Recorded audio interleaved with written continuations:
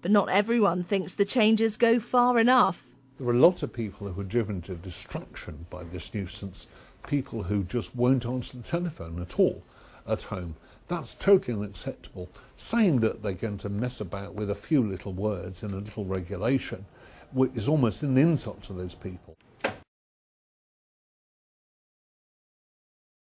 What's been announced today is nothing more than a tiny bit of tidying up of a little loophole that somebody managed to crawl through to escape a fine. Just in one case, this little loophole about likely to cause substantial damage or substantial distress, they claimed before a tribunal hadn't been proved in their case, and for some perverse reason the tribunal accepted this argument.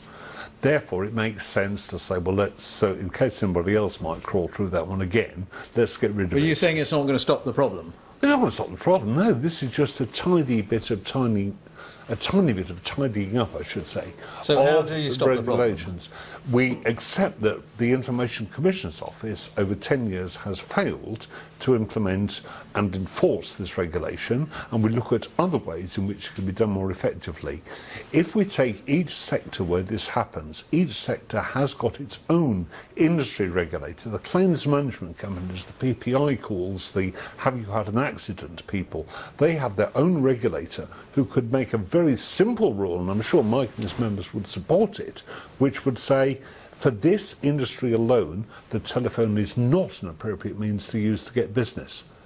These companies are licensed, so if a rule was brought into that effect, neither they nor the agents who work on their behalf, often from overseas, could hope to do business by gathering business by telephone.